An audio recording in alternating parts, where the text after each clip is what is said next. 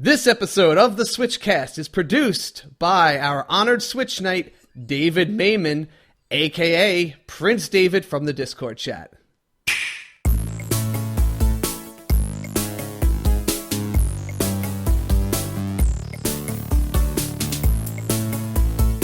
Hey everybody, I'm KC. And I'm JV. And this is the SwitchCast, the podcast for the Switch enthusiast.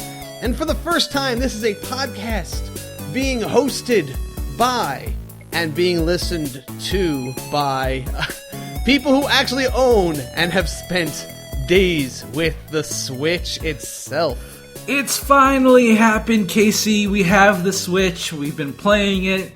It seems like we've all been enjoying it.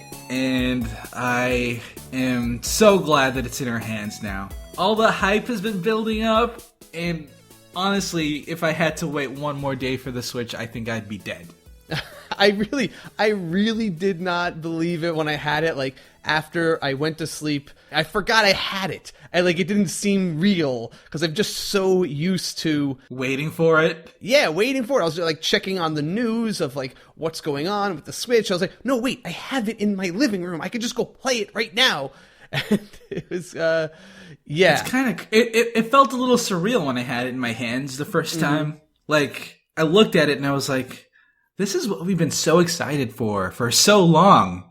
And it's now here. And I don't know what to do with this thing. And then I started playing Zelda. Yeah, right.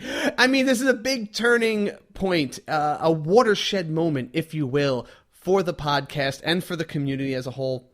Everything, the energy is totally transformed. I mean, I definitely will say that the community has become more energized. We have more stuff going on in all of our outlets. And we've even expanded and we have new outlets for our community to share everything that they've been experiencing over these past days and going on into the future. Along those lines, I wanted to announce actually that we have now a Instagram page started and being maintained by our awesome and loyal Switch cat, Abe Martinez, doing a bang-up job. Absolutely. Instagram posting and sharing is its own beast, and it really takes a lot of dedication and consistency to keep that going. Abe's really been doing well keeping our Instagram up and running, and it's really been quite a community effort, actually. Yeah, because everybody's been pitching in pictures, because I personally, I'm already full force on the Twitter and the Facebook stuff. I have not been able, so he took this over, and he's just been collecting all the pictures being provided by pretty much the whole community by pouring it into the Discord chat. And we have that special screenshot channel where anyone can bring the pictures, and then Abe just picks them up and brings them on the Instagram. It's a wonderful aspect of our community, and I really implore you to check it out. It's Instagram.com/theswitchcast. He even just set up I never heard of this before, a geo filter? I'm not sure what that is. He was explaining this to me. Basically, it's an option. It's going to be active during the Penny Arcade Expo, and anyone who's actually at the location of the con will be able to add basically a little SwitchCast stamp to their images. It's just a little thing that shows that you were there at that location with us when you post pictures to Instagram. So it's just kind of like a little stamp of I was here with the SwitchCast for the Penny Arcade Expo. Yeah, that's really cool. This Instagram is really run to promote everything that our community has done, and I love it. I think GeoFilter is a Snapchat integration with that, and Abe's also working on our Snapchat as well. So we definitely give mad props to Abe if you see him. Wow, Snapchat too. I don't even know what that's about. What's the deal with Snapchat? I'm old. It is definitely a younger generation thing, but it's where you can record quick snippets of video or pictures and send it out to whoever's following you. So it's fun times. Honestly, regarding the community as a whole, it's been a really interesting tonal shift. Yes. Since the Switch launch, I was. Obviously, we mentioned last time, I was a little bit nervous that the community or the Switch excitement in general would die down as soon as the Switch is actually launched. Right.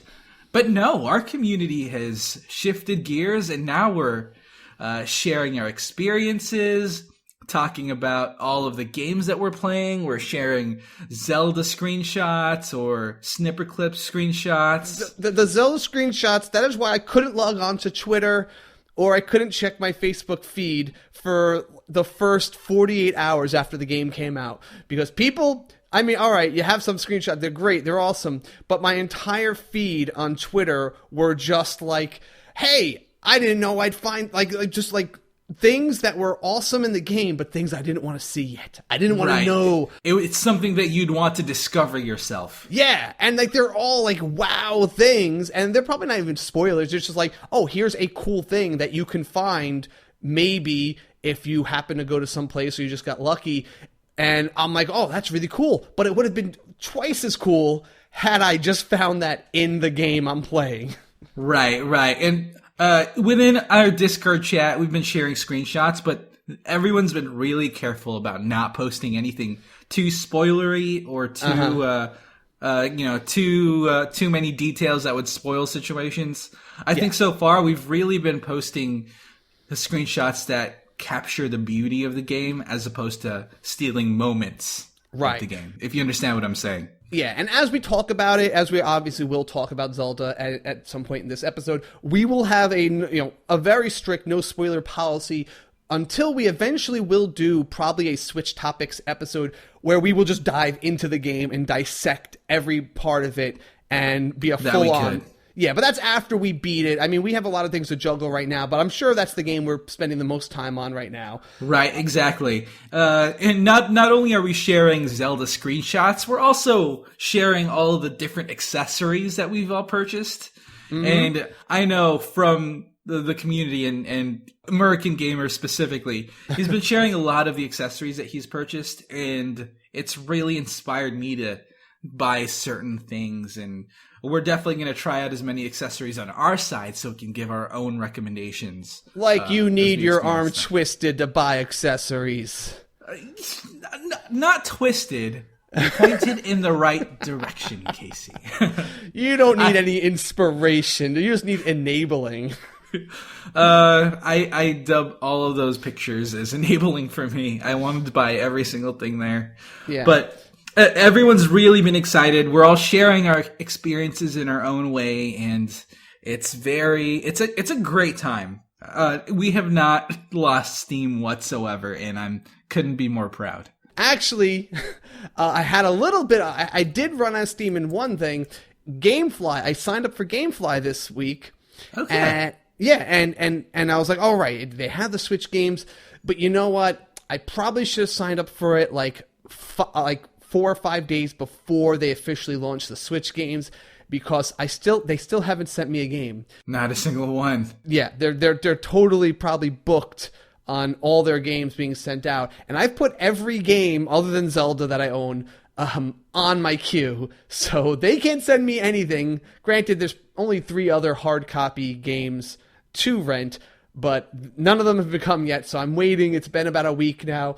I'm just crossing my fingers that somebody maybe they got some game, like, oh, no, this game's just not for me. And they send it back right away, and I can get whatever the heck that is to rent. But we have plenty of games that have come in, and we've even gotten our first official review copies of games in. Absolutely. We're definitely official reviewers now, and we're going to review specific games in as full capacity as we can. Yeah, I just want to give a big thanks first off is to Yacht Club Games. They sent you a copy of the Shovel Knight collection. Yep, it's definitely a game that's right up my alley. I love platformers, and I've actually never picked up Shovel Knight before, so it'll be interesting because my review comes from a perspective where I've never played it before. Oh, awesome. So, yeah, it's going to be an interesting perspective compared to people who probably have picked up Shovel Knight in the past. Yeah, I haven't played them before. It's just always something like someone else was able to review it for me when we, did anything else. But I was also sent a copy. I got to play Voez this week from nice. Circle Entertainment sent me that. That's the Rayark Rhythm game. And that will actually be available. And actually, that's the big coup, because that I got to start playing that before it was officially out on the App Store. And so by the time this is up, the game will be available, so I can talk about it. So you can all listen to me talk about it. But I was very excited to get my first, advanced copy of a game to talk about. Absolutely. And what's really important about these review copies that we received, that will mean that we're going to write up some written articles as well. Yep. So not only will you hear about our opinions on the podcast, we'll have articles up on our SwitchCast.com website, which you can read and check out for yourself. It'll obviously be a lot more comprehensive than what we say here on the podcast. Right. But that's something to look forward to from us, at least. Yes. And what we're also looking forward from you guys is we have started up a SwitchCast friends list to just add all your fellow community friends to your, Switch friends list. JV and I are on there. You're all welcome to add us. Yes, we do have a spreadsheet that we have a list of everyone's friend codes. So check that out. I'm sure we'll include the link in the show notes. Exactly. It's bit.ly/SC friend code list. Yeah. So it shouldn't be too difficult to remember. And you're all welcome to put your names on there and then add anyone else that you either recognize, like us, or anyone else from the community. It's pretty good. It's going to come in especially handy when we start doing tournaments and other online shenanigans. Absolutely. We're going to start hosting more online multiplayer events coming up. So with that in mind, maybe start priming your gamer gears and do some practicing. I mean, I'm leaving for PAX tomorrow, or Saturday, when and I'm going to possibly think about if a number of people from the SwitchCast Facebook group have mentioned they're also going to be at PAX. Maybe if it's possible, I'm going to try to get maybe a Bomberman tournament going, and I'm going to bring a couple little prizes, just some pins and stuff. And if I have some downtime, I'm going to try to organize what I can. I'm still looking at the PAX schedule to find out where I'm going to be when, but I'm definitely going to be spending a lot of time at that handheld lounge, and I'm going to gather some people up. And if we possibly can, I would love to do some sort of tournament like that, since we can't really do an online tournament as of yet. Isn't it so surreal that you can now play console games at the handheld lounge? In a way, it's always been at PAX or big conventions. They've always had console rooms and handheld rooms. And the Switch could technically do both now, so that's kind of awesome. All they need to do is set up a couple of little docks in like one of the console rooms, and anyone could just go in there and bring what they want and drop their Switch and go. Yeah, it's going to be pretty. I really want to see how Penny Arcade Expo integrates that into there, and if they've been planning this in advance. Yeah, we'll see how that goes. But keep checking the Twitter and Facebook to see how I plan that, and definitely check out our panel, which is going to be Saturday, the 11th, 8 p.m. at the Arachnid Theater. And that's my panel on podcasting from amateur to procaster. I mean, it's not just mine. There's a bunch of other people, and some of which are way more popular than me. But definitely check that out, and I will let you guys know if I'm planning anything else there. I'll leave a link to the schedule in the show notes as well. And one last thing before we get into our real analysis here is we are finally going to be throwing open the doors for contributors to the website. What that means is now that all of you have your hands on the system and you've been playing games, maybe you want to write a review. Maybe you want to do a little editorial on your opinions about something. You are welcome to contact me and either just talk about your concept or just send me a draft, and we'll work out a way to get it on the site. And that's it. So you can email me, kc@theswitchcast.com. And just either talk to me about what you plan on writing, or just send me something. And if it's good, or if I could just, tweak it up a little bit, we'll slap it on there and put your name up there, and it'd be real big help for the site. I'd love to get more reviews on there as much as possible. It should be really good for the site and for you to show off what you like and what you're thinking. Yes, definitely show off what you can do. Yeah. And with that, we can definitely just dive into our Switch experiences.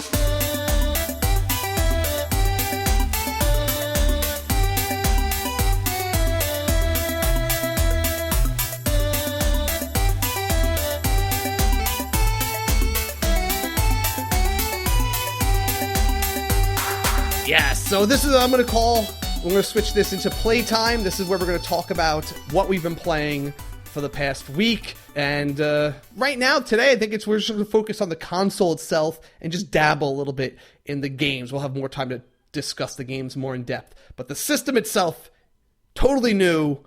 Tell me, JV, what was it like actually getting yours? Did you get it at a midnight release? Did you wait the next day? I did pre-order my Switch pretty quickly, so I didn't feel too worried about getting a pre-order or getting a Switch on day one. I got 2 pre-orders from GameStop, 2 pre-orders from Best Buy, and 1 pre-order on Amazon, just to make sure. So I was covered, and it kind of hurt my wallet a bit because Best Buy charges you right off the bat, and I learned that the hard way. But I had plenty of pre-orders, so I was covered. I got out of work, was aching to get the Switch already, so I needed something to pass my time. Yeah. So I went over to watch Logan, the movie. Good movie. Okay. It was about a 2.5, 3 hour time sink, and once I got out, I pretty much just went straight to GameStop, and it was a quick pickup from there. Oh, nice. Yeah, it was a painless experience. I didn't have to wait too long. Because the pre-orders were already handled, and then I got to playing. Very cool. That's pretty straightforward. I did not have as pleasant a night. My plan was to go down to the Nintendo New York store and hang out on the line, see a bunch of my friends, talk to some people, do some interviews. I figured I got a pre-order. I could let this whole line just go by. I don't care. I'm in no rush. I'll just, when I got there, around 7 o'clock. People obviously had been lining up since the midnight before, I think. Yeah, I can only imagine. There was at least 500 people on the line by the time I showed up at 7. Yep. And that just kept growing. But I'm like, let me go. I want to go talk to some of my friends. I went to the line, ran into, Robert and saw CND, ran into Mike's Monster Gaming. He's pretty cool there. I had an embarrassing moment. Mike, awesome dude, and some of you this might be on video. My crime is on video. He was collecting signatures of everyone in the Switch community. He got what's his name, Bowser, the Nintendo exec named Bowser, Triforce. He got CND, and then he honored me by asking me to sign it. And I'm leaning on his back, and I have the marker, and I just got carried away with my signature. I do too much of a John Hancock. I have to say, I do too much. It's just a KC, and I tore a tear into the poster. Oh, Casey, how could you do that? It's so. Look, he is such a positive guy. All right, he turned it around. I would have been just devastated. I might have punched the guy. I didn't know, but he just you know what? It gives it character. You didn't scratch off anyone else's thing. And, once it's in a frame, which was his plan, I think he's going to get it framed. He had at least 20 signatures on this thing there. You might not see the scratch as bad when it's in an actual frame and it's spread out and plastered behind a glass. Yeah, the tear is spread out. But he's like, it's just kind of funny because now my signature ends in this weird little ripple in there because I can't control myself like an idiot. But no, he was totally positive about it, and I'm very gracious, and I have to give a shout out. Everyone wants to check out Mike's Monster Gaming. He's a pretty cool show, and he's a pretty cool guy. So it's definitely I owe you one, dude. How can you always leave such bad first impressions in That's other not a people's first impression. projects? I've met him 100 times before. Okay, fair, but come on. That was sorry a bad about that, fourth Mike. Impression. Okay. Though it's a good story, and it makes your signature one of the most noteworthy ones there. It is. So I move on with the night, and like I said, I was just hanging out with people. Then eventually I was like, all right, I guess I'll get online and I actually wait for this thing to happen. And then they give out the wristbands, and they were giving out wristbands for different levels. The first 50 people got cool hats and stuff and all sorts of different things. Of course. And finally, about 5 people in front of me, they were like, okay, that's the last one. And I'm like, what do you mean? Oh, yeah, we're not ringing up everybody. Basically, they didn't say it, but basically, if they just rang up everybody who got online, they wouldn't be going home till like 3 a.m. So they Right. limited how many people they were actually going to sell to that night, pre-order or not. So I was like, oh, okay, well, guess no point in me hanging out here for another 5 hours. Was it really about 5, 10, 15 people ahead of you that they cut it off? It was literally, I saw the guy who got the last wristband. He was like 5 people ahead of me in the line. Like if I had just walked back there, a minute earlier, I would have been in there for the midnight release. Oh no, Casey. But I went home. I was like, all right, forget this. It's cool. Said goodbye. I was a little depressed. I went home. I came back the next morning. Dark Claw came with me. She was like, oh, whatever. I need to get out anyway. And she wanted to do some bicycle shopping in the city. And I picked up the next day. I got my thing. I got the Zelda. I went for the $100 collector's edition because I wanted that case. I decided I'm going for it. I want that special Sheikah Slate case for the Switch.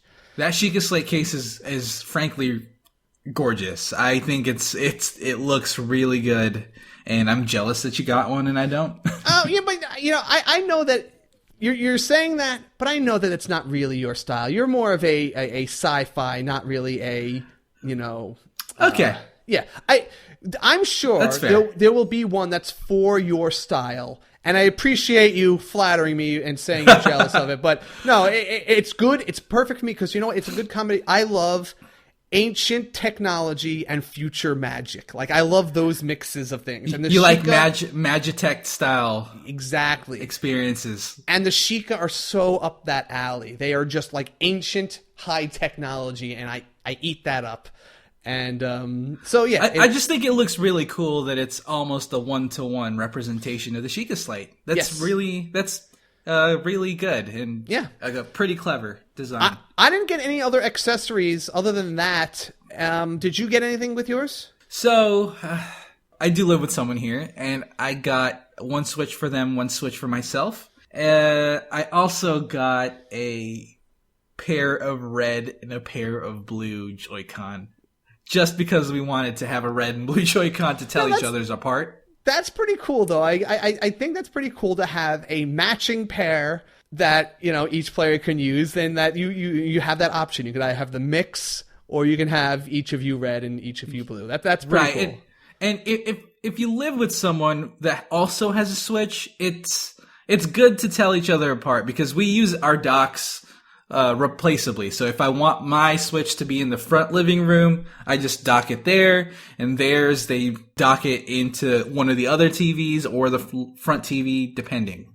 And when we only had our gray Joy-Cons, you can't really tell the difference, and you'd pick up the other person's accidentally. No, that's a really good point. There were a few concerns regarding putting stickers on your Joy-Cons, so that wasn't really an option that we wanted to explore. We didn't want to risk it quite yet, so it was only logical to go that route. Right. I mean, there's going to be a lot of different colors, so there'll be more options for people who live with multiple people who might have Switches in the future, so... Yeah, exactly.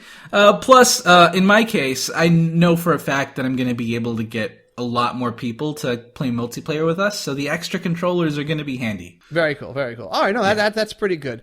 So you just got the extra Joy-Con, you didn't get any other accessories like that? No, none so far. I've been tempted to get a docking charger. Though I don't think it's a Nintendo official. It's a charger that lets you charge 4 Joy-Con at once in one little dock. Yes.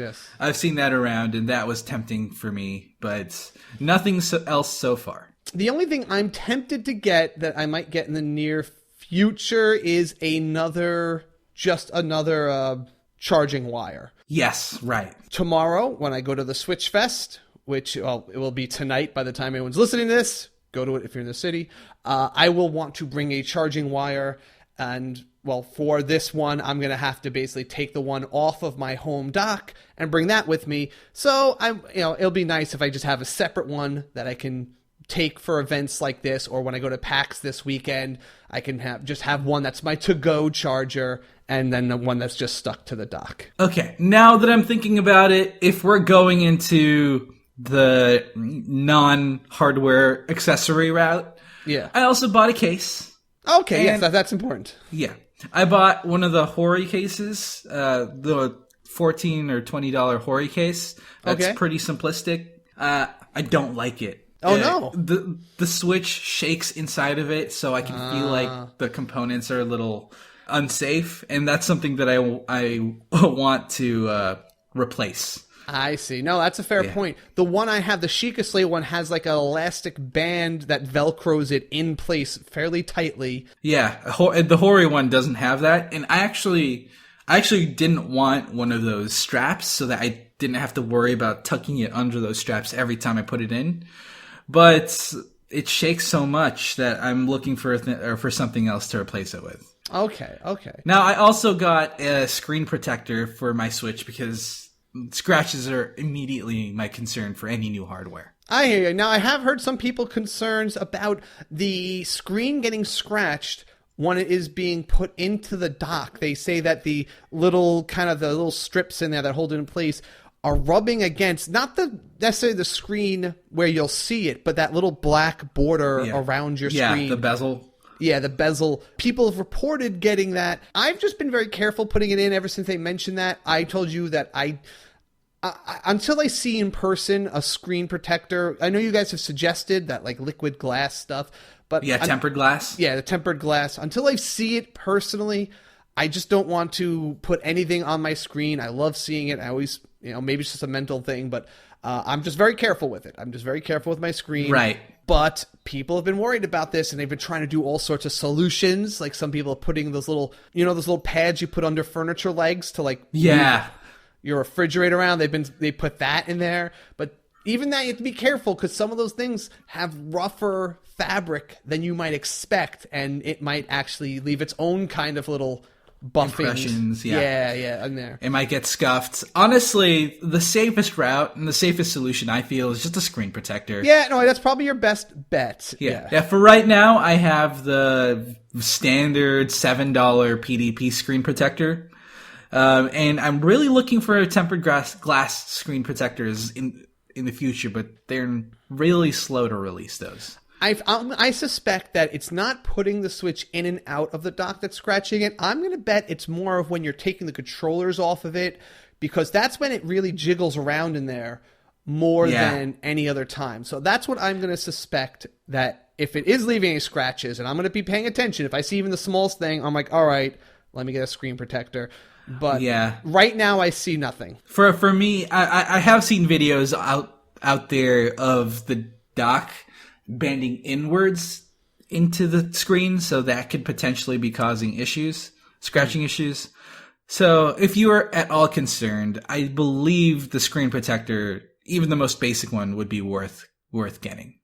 You really don't notice it after a while. Have you encountered any of the other reported problems that people have mentioned about the Switch? I know some people talking about the Joy-Cons that weren't connecting properly to the system, and some people even showed pictures of like a blue screen of death. Yeah, I've not experienced anything myself. I've seen almost 50 Switches firsthand at this point, and none of them have experienced this issue whatsoever. Okay. So I'm really skeptical about all of the hardware stories that I've been seeing out there. Yeah. Unless it was just fixed in that day one patch and that was it. No one noticed it. Just tucked that under the covers real quick. But I didn't experience that. I did have one issue. Only once this happened, and it might have just been a fluke. When I was playing Zelda, and when you hop on a horse and you have to tap L really fast to soothe it. And this is in portable mode. And I was just holding it. I had it cradled in my arms, and I was tapping the L button with my right hand really fast because I knew that would be the fastest way to do it. And the game just kind of said, error, basically said something like, the system has to restart. There was some problem. I think it was because I was shaking the system really hard as I was pushing that button, and maybe I jostled the cartridge, or I don't know, but the system freaked out and said, we're resetting, and I just loaded my game back up, and no problem after that. So I took it a little easier. And, there's a video out there circulating with a compilation of all the issues that people had with the Nintendo Switch. And it's really been the same video shared multiple times, which makes it seem like it's more of a problem than it possibly is. Because if you think about it, let's say 2 million people own the Switch right now. If 100 people have issues and they share it, and everyone else shares the same instances of 100 issues, then it looks like it's the end of the world and everything's breaking. Right. Like when the Wii came out and there was all the stories about people throwing their controllers into walls or through TVs, you at least with that saw dozens and dozens, like different pictures. You can have an album of the different pictures of those things that happened. So you might have got the impression that was a little bit bigger of a problem. And then Nintendo issued the little, the gelatin covers for the Wii Remotes and stuff like that. The silicone covers. Yeah. And they handled that. This, like you said, if you're only seeing like 5 different examples of the problem, it's probably just, being blown out of proportion. Even if it's not just 5, even if it's about 20 or something, it's compared to the sheer amount of Switches that are out there right now, I think the ratio is pretty good. Plus, there hasn't been any specific widespread issue that's been consistent. Remember the Xbox 360 and the Red Ring of Death? That one was like a very widespread, consistent issue. And this type of thing doesn't seem like it's all that big or consistently problematic. The other thing, people remember the video we were talking about with the people who can't use the stupid kickstand. It wobbles, it falls everywhere. I'm breaking it. I'm an idiot. I had no problem with this kickstand so far. The only time I had any problem with it was trying to prop it up on a couch cushion. And I was like, okay, it really does need a hard, flat surface. That's the closest thing I could say to a problem with a kickstand. Don't use it on a couch cushion. Yeah, that's pretty understandable, though, because those types of kickstand solutions are not reliable on something as soft as a couch cushion. That should be relatively expected. I have not had a single problem, and I've been propping it up at work, and even got some multiplayer in there, so... Now, if you guys have noticed any problems, long-running, recurring problems, let us know, and that's something that we would definitely like to report on. So, have you been using it portably, or mostly just home? I've actually been I've been doing a bit of both. I bring it to work every day, and I take a couple breaks during the day to play Zelda.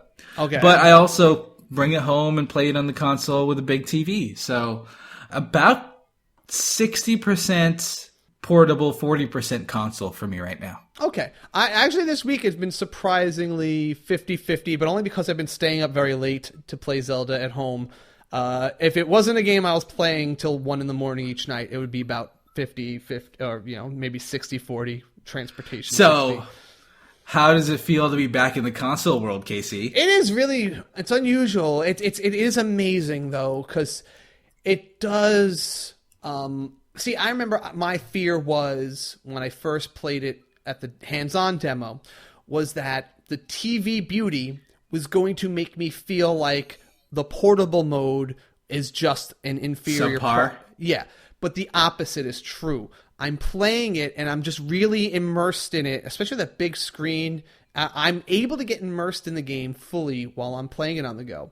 But when I come home and I dock it, and I'm like, okay, I'm going to sit down, I'm going to play this for another couple hours at home, and it just looks so much more beautiful, and I'm like, whoa. And it blows up, and it makes it more magnificent. And so I haven't had any of those fears confirmed. That's been really good. I have a number of people who are incredibly skeptical of the Switch at work. And when I showed them the game in handheld mode, they were actually impressed with how much fidelity there is and how smooth the graphics looked, and all things considered, it's a very powerful tool. Oh yeah. It's an incredible experience. I really do feel like when you say that, it's no joke. It is me coming back to the console world. I haven't played anything with this much power in a long time. I've been playing 3DS and iPhone, and Vita is probably the most powerful looking system I've had up until now. And this still blows all that away, and it really feels like a huge gaming upgrade. And the fact that I can play the same game at home and on the go, because that's the main reason. Even when I came home with my 3DS, I would still be playing the 3DS on the couch. Because I don't want to play two different games. I want to focus on one game. But now, when I could put it on that TV screen and I could just get that extra level of experience, I don't know, it just ties it all together so well. It really is what I hope for. Yeah, I feel especially specifically for you, Casey, this is the console for someone like you. Yeah, this is totally for me. And I still do not begrudge anyone who does not like this system. Don't be a hater, but if you're, it's not for you, I get it. But the reason I started this podcast and the reason JV clicked with it, we're doing this, is because this totally is 100% the kind of console that was made for someone like me. And I think that a lot of other people like that. They just haven't had a console to accommodate that need. I know I've delved into console gaming quite a bit more than you have. Yeah. And I'm pretty much the opposite. With me, I was a big portable gamer, but then I started gravitating back towards console gaming for a while. Mm-hmm. And that was almost exclusively what I was playing for a long time. And now that I have the Switch, I've been pulled back into the portable gaming world in a way with this console. Yeah. So it's bringing both of our perspectives together, Casey. Now I do want to talk about anything that we're not 100% satisfied with right now. Is there anything that, just little glitches with the experience this week? To be honest, for me, it's been pretty smooth. I'm definitely not wanting to come off as a complete fanboy, because if I did run into a problem, I would report it and I wouldn't hesitate to share it. Okay. But for me, I've had a pretty smooth experience as far as I can remember. It's not a knock on the system, but I will say that it definitely is a little more cumbersome to bring out to play on the train than a 3DS or Vita, or obviously, or my iPhone. It's I have to take it out of the case. It doesn't connect to Bluetooth headphones, and I hope that's something they adjust in the future. But that's probably my biggest qualm right now, is that it doesn't Bluetooth have Bluetooth support. Yeah, well, it uses Bluetooth, but I guess it just does it for the controllers. And I think that if it doesn't support my headphones, that's kind of a big knock. I'm always wearing my Bluetooth headphones around my neck, and I have them for my iPhone, and I listen to my podcasts. But when I switch to the Switch, I have to take out my wired headphones, plug them in, and disconnect my Bluetooth ones. And I just feel like the experience would be, I'd say, 20% smoother if it had that support for me. Right. I can definitely understand that. In my situation, I have a case that's pretty easy to open up, and I have my wired headphones in a specific slot in my Switch. So if I need to listen to it on the go, I have dedicated headphones for the Switch that I can pull out if need be. It's not the same also in that, let's say I'm changing trains, I could just close up my clamshell 3DS, stick it in my pocket, and just, walk for a few feet. Yeah, and just go.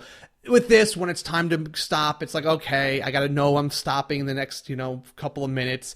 Put it back in the case, close it up. It's a little bit more of a process that's not as smooth as just being able to literally stick my Vita in my pocket. It's good. It's good to go. That's all I have to worry about. It's a difference of half a second conversion time from gaming to not gaming to maybe 30 seconds of conversion time.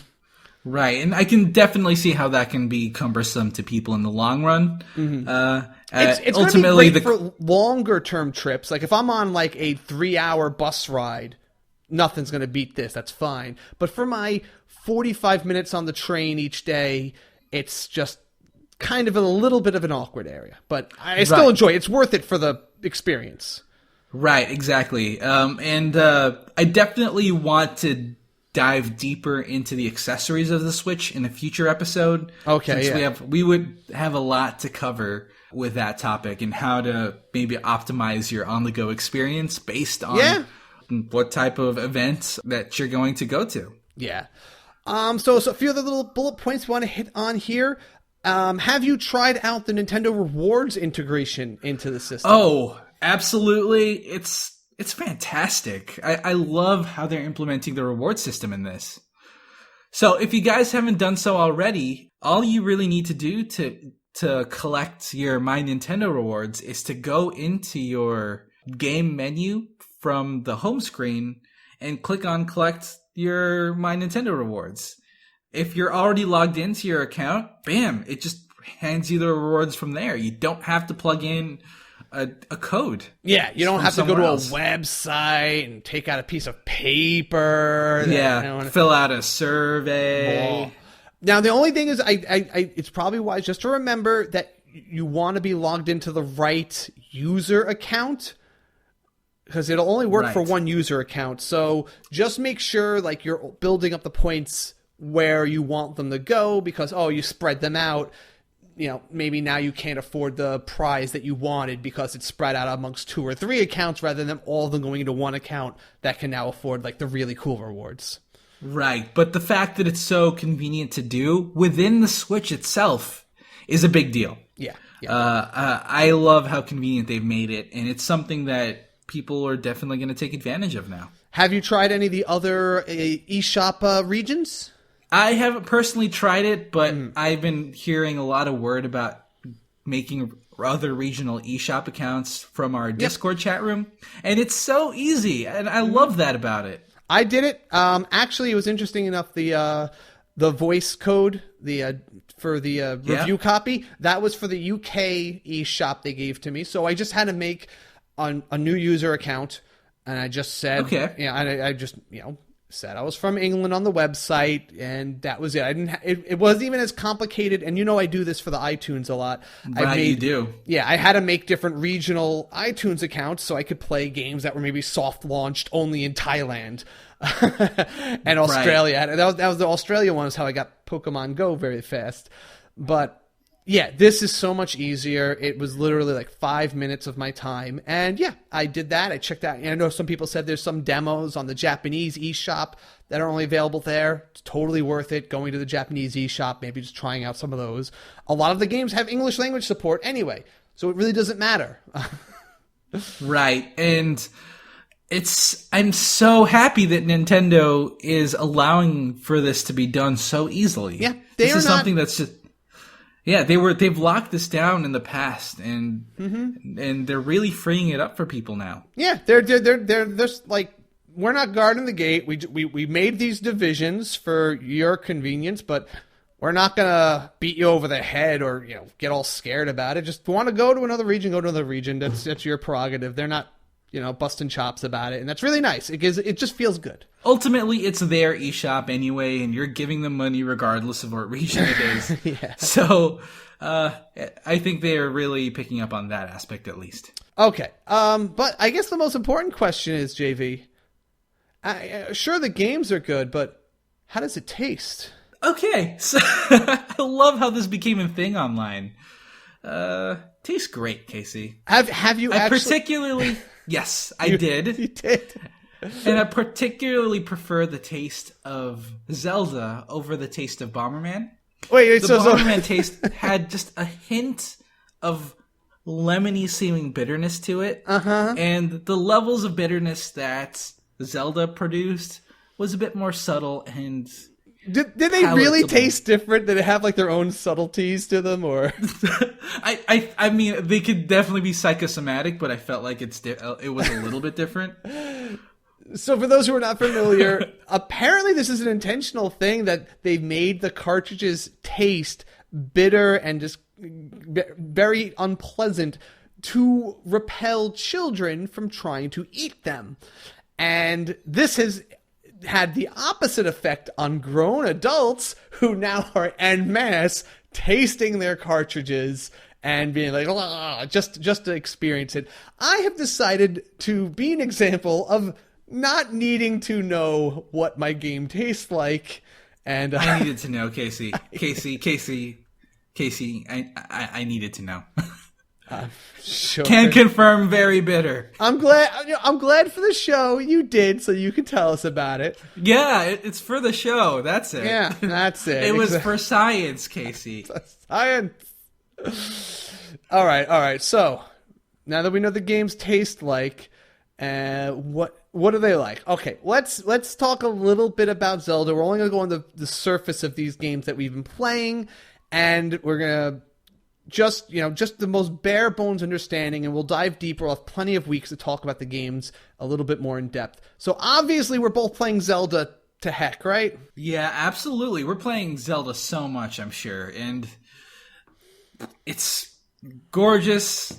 I hate to hype it up so much, but Metacritic has done so for us already. Yeah. It's brilliant. It's really hard to say anything when anyone who's played it really does feel this, and like every review has been like a perfect score. And typically I abhor perfect scores. I want it. I would only give on any of the blogs I've ever run like 1 or 2 games in my life I've given a perfect score to, because I'm like, you know what, there's always a way to improve, or I want that 10 out of 10 to really mean something. Like if this is a game that is a masterpiece that I really can't wish anything was better, then.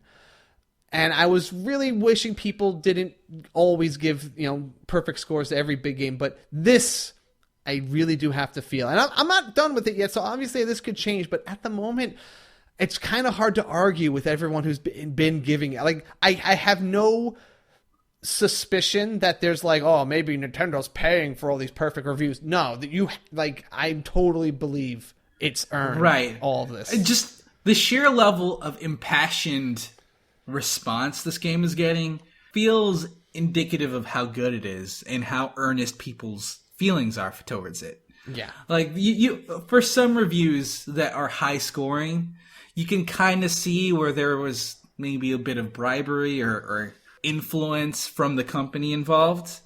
But if you read a lot of the reviews online, you can see where people are really feeling this game on a personal level. Mm-hmm. And it's fascinating to see a Zelda game get such a response in modern times like this. And it's very heartening. And the thing is, like, there's a lot of, like, the reason I think it's so overwhelmingly appreciated is because there is a variety of ways to enjoy it. It's, first off, for me, for my way of playing it, it sates a hunger that I can't even think of another game fulfills. That just really rewarding exploration style of gameplay. I can go anywhere, and I feel like there is something for me to find, and there's a reward to get, and sometimes it's really meaningful, sometimes it's just some rubies, and sometimes it's, oh my gosh, I'm fighting a boss that I shouldn't even be looking at for another 10 hours of gameplay. That's the thing about this game, and I don't want to delve further into it because I know we're going to talk about this game a lot over the next coming weeks, but I love being able to go to a place not expecting anything and then finding yourself diving deep into an experience you weren't expecting. Yeah. I don't want to spoil anything. I don't want to say any specifics right now, but there have already been so many moments where I didn't really think anything was going to be there, but bam, something happened. Yeah. Have you been playing anything else this week? Yes, the game that I put aside or the game I pick up if I don't want to just bask myself in Zelda is Fast RMX. Okay. Have you heard of Fast RMX, or have you seen it, Casey? This is basically, I've heard people describe it as the F-Zero of the Switch.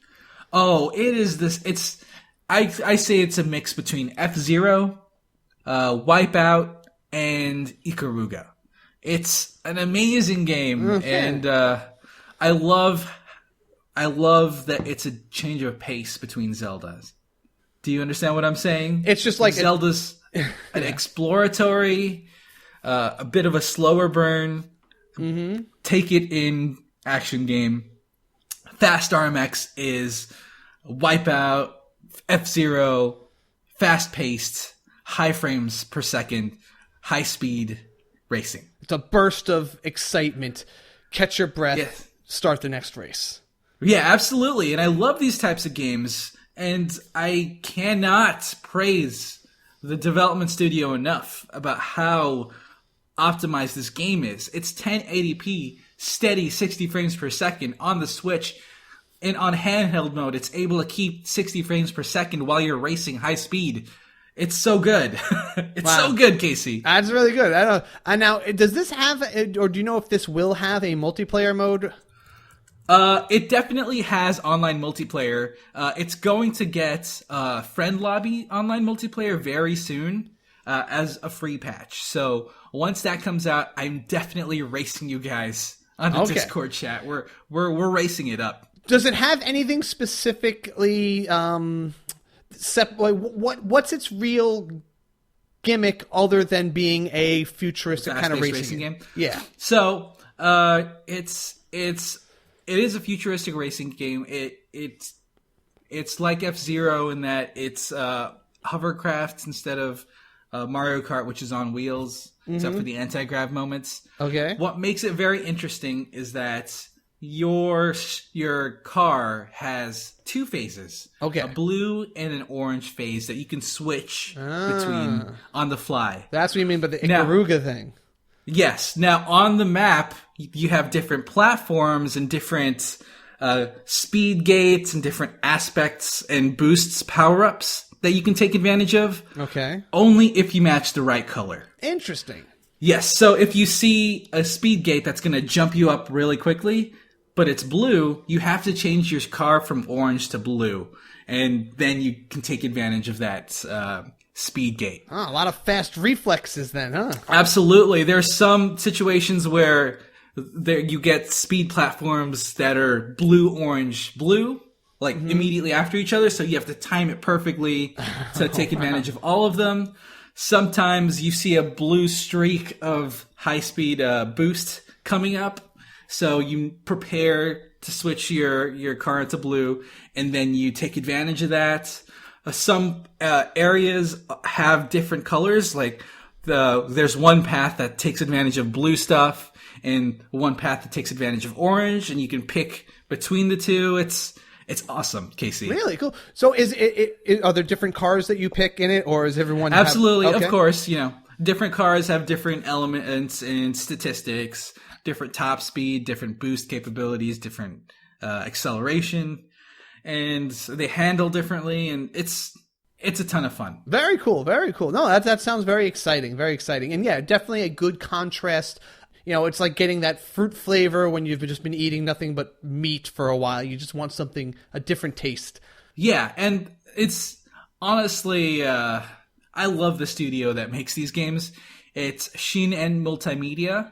They've been very, very tied to Nintendo for a long time.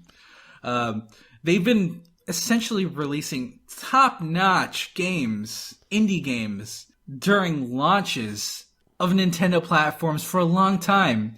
They released Iridium 3D, which is a gorgeous launch title on the Game Boy Advance, Nanostray on the DS, Nano Assault on the 3DS, etc., etc. They've always done Nintendo consoles, and they've always released something really strong during launch. Very cool.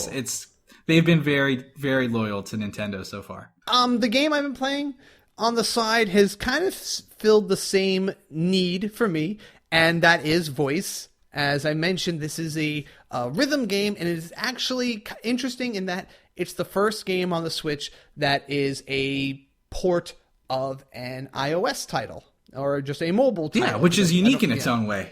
Yeah, and I like seeing how they do this because, as I've mentioned, I played this game very heavily on iPhone, and it was a free-to-play game there, and you could buy certain songs for like $1, but there was a rotation of free songs that you could do. Very, J-poppy, some Vocaloids, a lot of anime arts going on in there.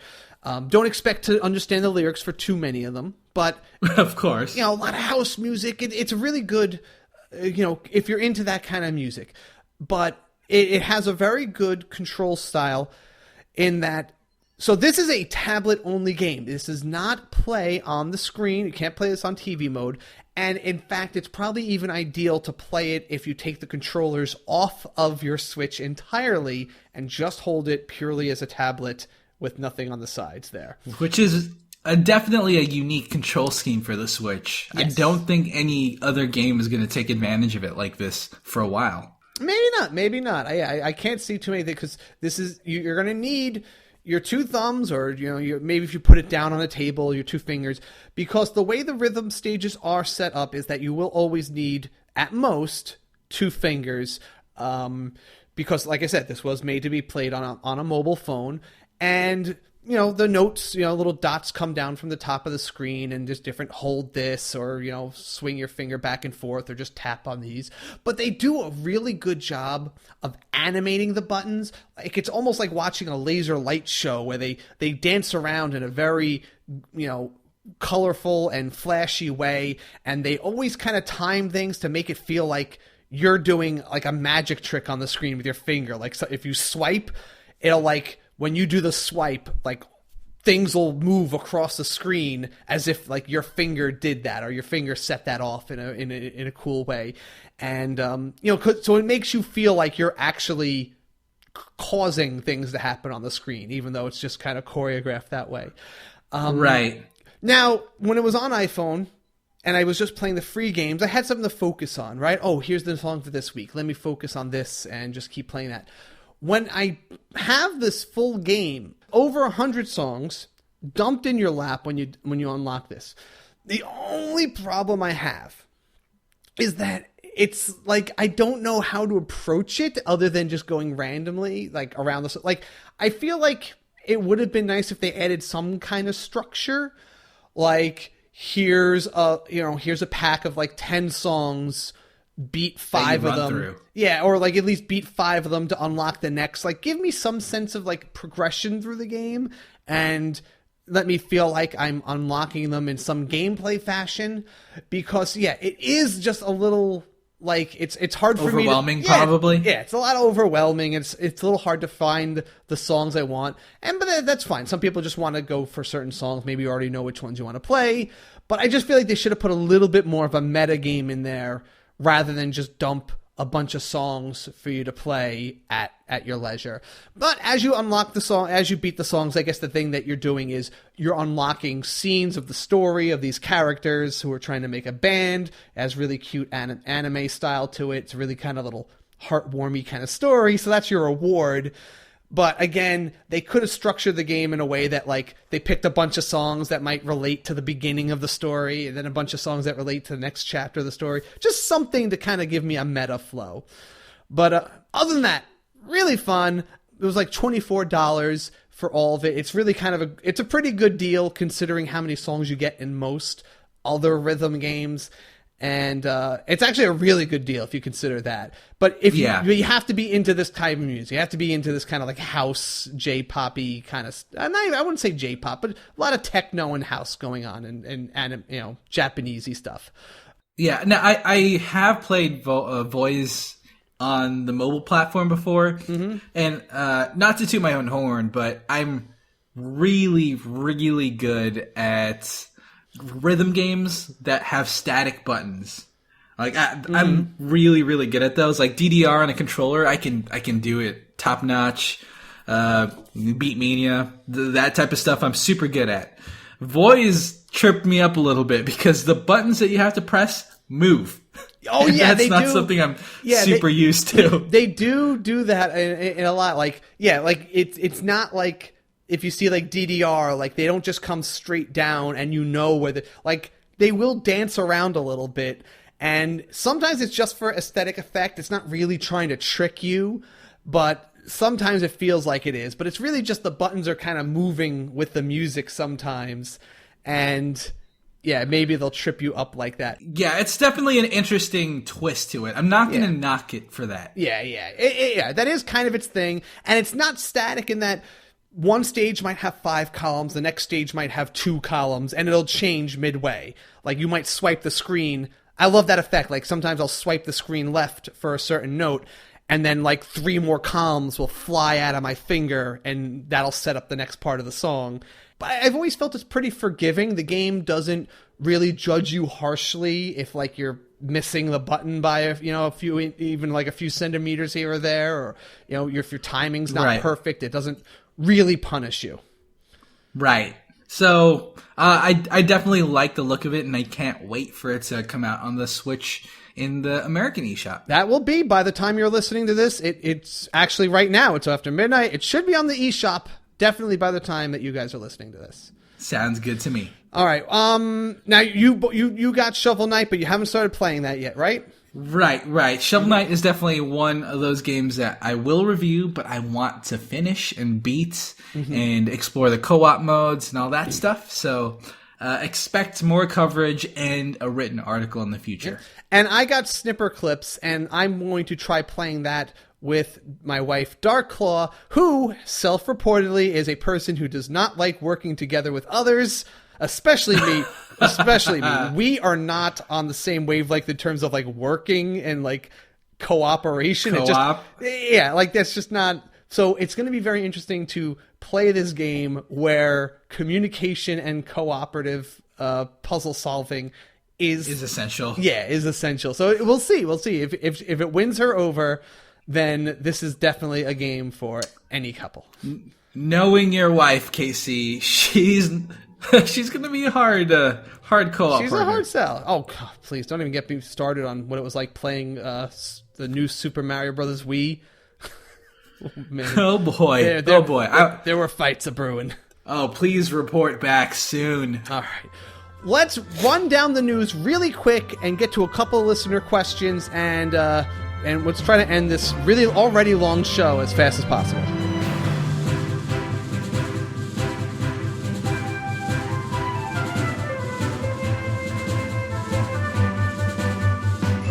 News rundown. First things first, the sales numbers for the Switch in Japan in the first weekend were 313,700. Compare that to the PS4, whose opening weekend was 322,000, not much higher. The Wii, which was, just a phenomenon, which was 371,000, and the Wii U, which was 308,000. But all of those other systems did have the advantage of being holiday releases. The Switch is doing it in March without the Christmas rush, and it is still hanging in there, beating out the Wii U and almost tying very close behind the PS4. That is a big deal. The fact that this is a launch outside of Christmas season is insane. Imagine if this was a holiday launch. Imagine that. Yeah. I bet it would be reaching Wii numbers or possibly topping. I would say it would have easily hit 400,000 in the Christmas season if they made enough to sell to everybody in that time. Of course. And what's more, The Legend of Zelda Breath of the Wild, no surprise here, it beat the fastest selling launch title previously, which was Mario 64. So that's pretty impressive. So it's a really good start for the system and for Zelda. No surprises there. Following up, we have a pretty interesting little announcement they were talking about with some Nintendo representatives about the Nintendo Switch Indies. Yeah, there's definitely a specific paragraph that I'd like to read out from Nintendo's very own Damon Baker. Mm-hmm. The way we're looking at it at the Switch is that this is a complementary platform. If it's on Steam, there's no reason why it shouldn't be on the Switch as well. If you want to take that experience on the go, if you want to have a baked-in multiplayer experience, this is the system to do it. It's got those points of differentiation, but we're not trying to go head-to-head against any other platform. We just think that if the content makes sense to be over on our platform, then it should be on there. I love that philosophy. Yeah. And this gives me so much more confidence in developers' ability to port their games from the Unreal Engine or the Unity engine on Steam straight over to the Switch. Yeah.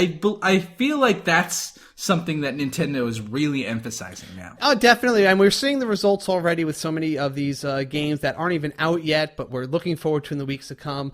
I even saw a story where some of these indie developers were saying, like, we feel like we are being treated like royalty by Nintendo. Not even like, we're not just some, distant party that, we're just going to give you a little home to throw your game on. No, like, we're being treated like VIPs in this online marketplace of games that they're providing us. So that's just beautiful to see. Yeah, and it's definitely a different tone to other consoles handling of independent developers. I know the ID at Xbox program had a bit of a rocky start. That's the indie development scene and platform for the Xbox console. It was rocky, and the fact that the Switch is having such a positive reception from independent developers and even, AAA title developers, it's good. It's very promising to me. Now, maybe you can explain to me this technical stuff about people being able to use the Joy-Con and Pro Controllers with their Mac games? Yes. So, if you guys don't know already, the Joy-Cons use pretty standard Bluetooth technology to speak with the tablet itself. So, knowing this, since it's a universal, non-proprietary platform, you can pretty trivially connect your Joy-Con to your Mac OS X. Yeah, all you really have to do is open up your Bluetooth menu on your Mac, press the sync button on your Joy-Con, and it should pop up on your Mac screen for you to pair really easily. And the only thing is that the Joy-Con, each individual half can only pair. It's not like you can use it as one whole. Right. It'll pair as Joy-Con L and Joy-Con R, so you won't really be able to take advantage of dual stick stuff quite as much. Yeah. But you can do it, and the Pro Controller works just as well too. Yeah, and there's plenty of games I'm sure you can still enjoy with the 6 main buttons and a joystick.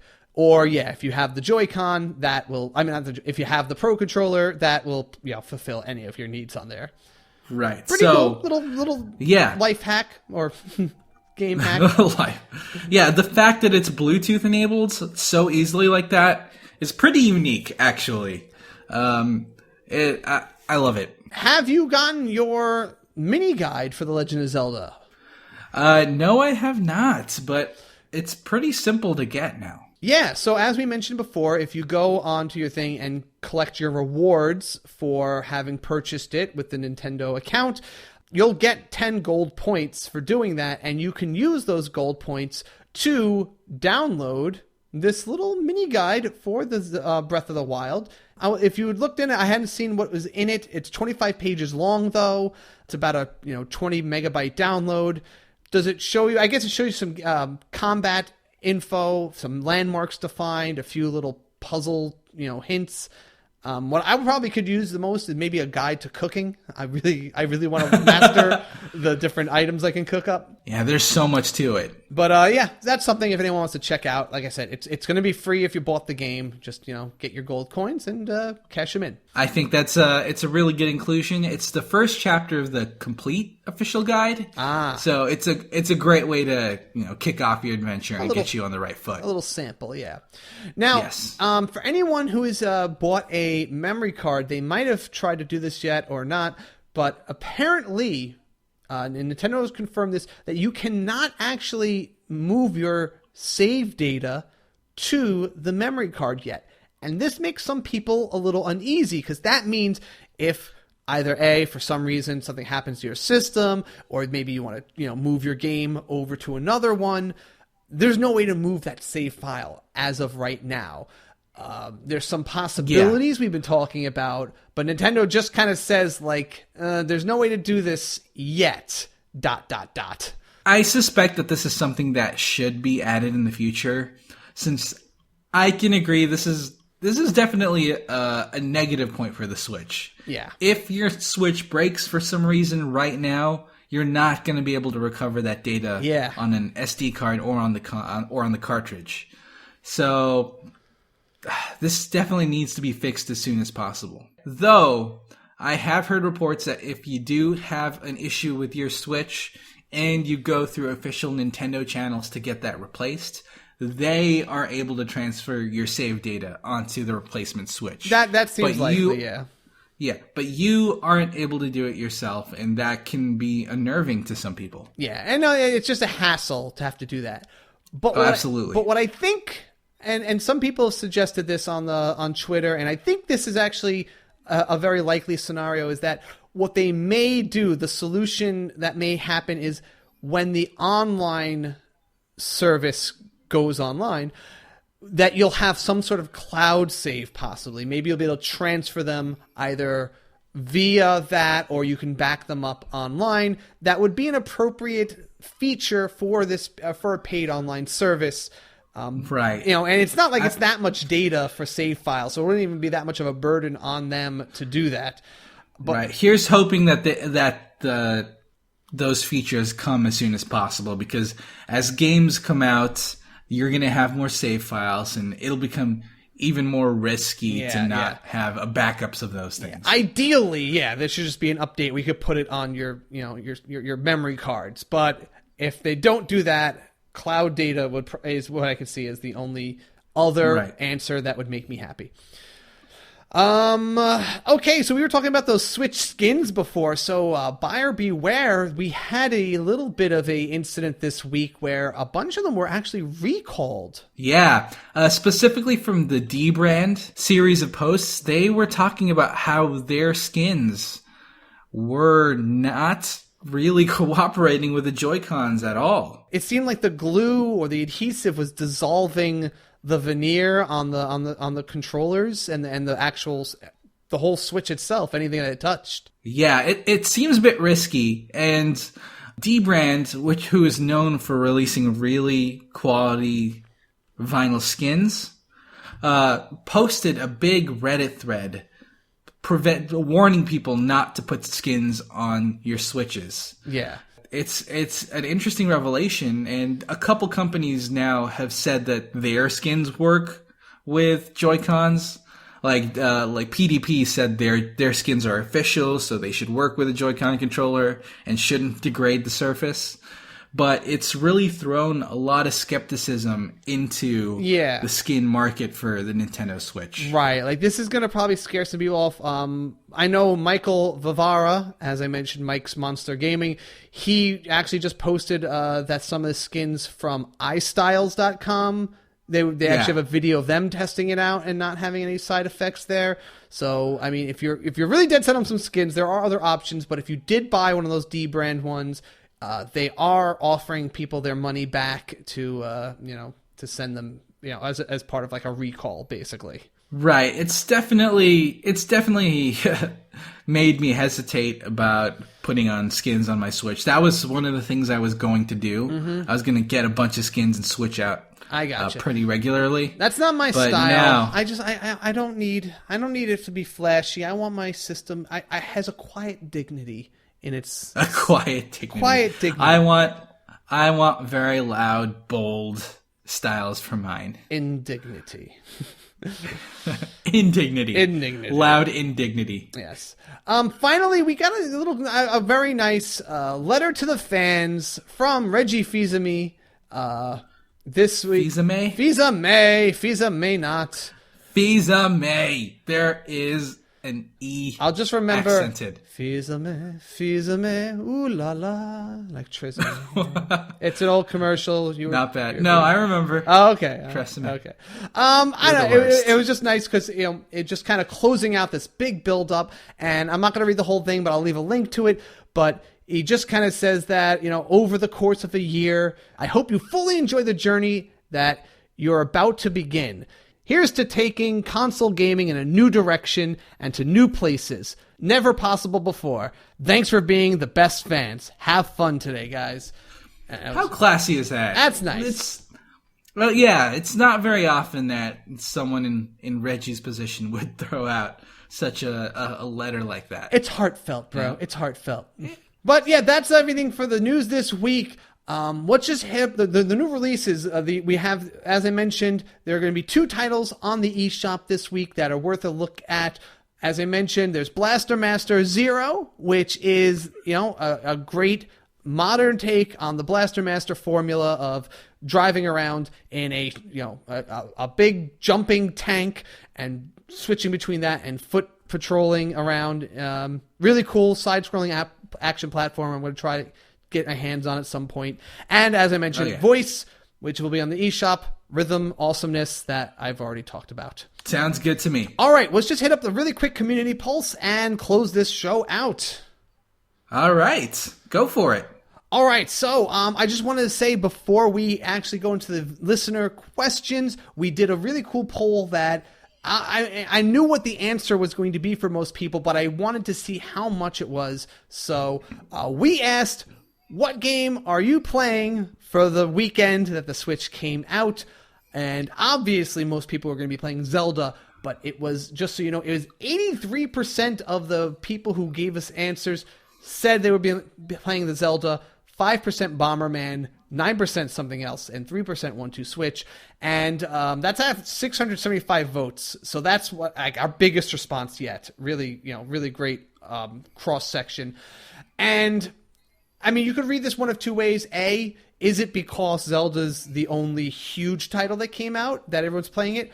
Or is Zelda such a big title that that's why no other big games wanted to come out this weekend?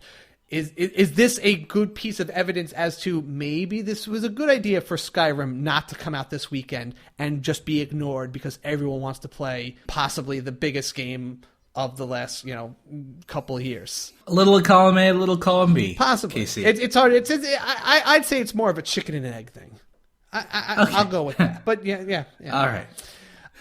So anyway, do you want to pick a question? What do you want to ask? All right. So from Jeffrey Kappenberg, best game not called Zelda? There's not a ton out right now, but Fast RMX for me right now. Yeah.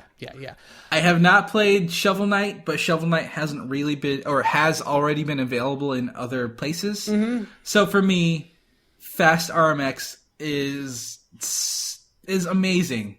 I've been able to play it in restaurants, split screen, in 60 frames per second on the go. I love it. It's so good. Fast RMX. I'm really interested in, I needed to get, and I feel Snipperclips, that's my choice for this because it's the game, I bought it as the, hey, person who doesn't play that much gaming that I know, why don't you check out how awesome this Switch thing is? And I can hand them half a Joy-Con, and I can get them into it.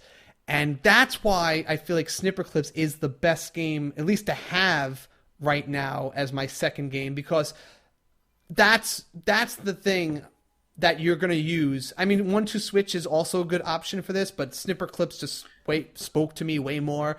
It's just a little more approachable, I feel like. For me, that game is Bomberman. I've been able to get 4 players on a single Switch going with Bomberman, and that's a blast as well. So for me, Bomberman wouldn't serve this purpose because Bomberman is... It's already pretty well known? No, not even that, because Bomberman's still a aggressive game that if I'm going to get my mother-in-law to give it a try, or someone else that doesn't really play games at all, something that has a safe experience. You don't have to worry about something killing you. It's just you and me talking and having a laugh as we try. And it's actually even more enjoyable when you can't figure it out because now you're doing silly stuff and you're bumping around. You don't have to get frustrated because you got killed because I dropped a bomb somewhere. There's no risk. Yeah. It's a much safer game to show people who don't play games. That makes sense. Yeah. I mean... That's what I have it for. It's a great tool for that, and that experience is what I wanted with it. I'm definitely going to pick it up at some point for sure. Yeah, for $20, it's such a steal. Yeah, agreed. Okay, so we might have talked about this, but TV, tabletop, or handheld, which way do you guys play the most?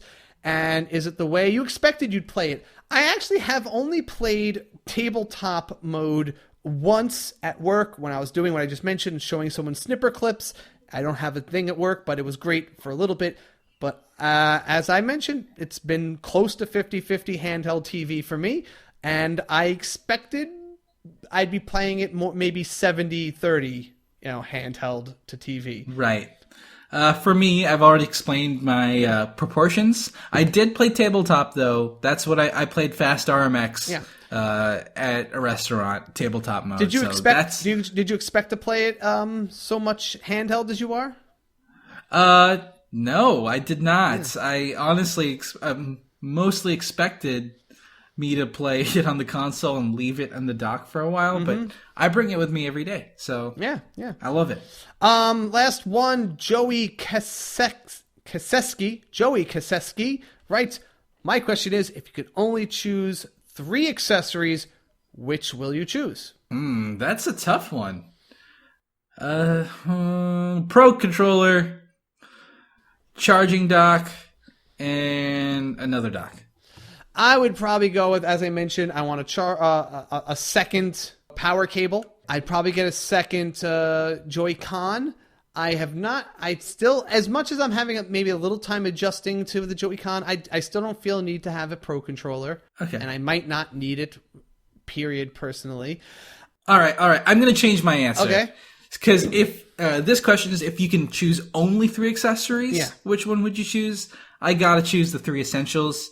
Screen protector, carrying case, portable battery. And yes, carrying case was my last one. Yeah, portable battery is not as important to me as the wire because I always feel like I'll have access to a wire where I'm going. So, so I'm good with that. I guess that would be an equally valuable choice, though. I could just have the battery as a backup. So, 50-50 on those. And yeah, carrying case, gotta have that. And a second Joy-Con, that's the only other thing I'd want. I would be really interested in maybe a dock that I just keep at work, but that's not a huge necessity, or maybe I can get everyone to chip in for one. We'll see. Yeah, we'll see. But yeah, so that's it. And that's our episode this week. Thank you, everybody, for staying with us and still listening and making us climb those rankings on the iTunes store. We're on our way back to the top 20 podcasts in the games and hobby section, and I really want to push us over the edge. I want us to be up there for everyone to see. Yeah, we're definitely doing what we can to represent you guys and share our community's opinions as well as our own. And by pushing us up those iTunes ladders and all the other ranks, it's a good way to do that. Yeah, so definitely leave us a review on iTunes, Google Play, or wherever you get our podcast from. And if you want to contribute to the show, email me, kc@theswitchcast.com, and you guys just send me your submissions or talk to me about what you want to do. You can follow us on Twitter @theswitchcast. Again, we have the Instagram, and that address is instagram.com/theswitchcast. And don't forget, best of all, if you really want to help us out, we've been getting a lot of great supporters on Patreon. Thank you, everybody who's been backing us. I feel like every couple of days we get another great backer, and it just keeps fueling our fire to make this show and to do it great. Absolutely. So definitely, if you haven't backed us yet, even $1 a month is all I would need to, bring a smile to my face and keep us going. That's patreon.com/theswitchcast. And that's really all I have to tell you guys this week. So it's been a great first post-Switch release episode, and we have many more to come, right? Absolutely. We're here for the long haul. We're taking your Patreon money and putting it to good use to support this podcast. So please, thank you so much for your continued support and your participation in our community. All right, and until next time, everybody. Switch it up.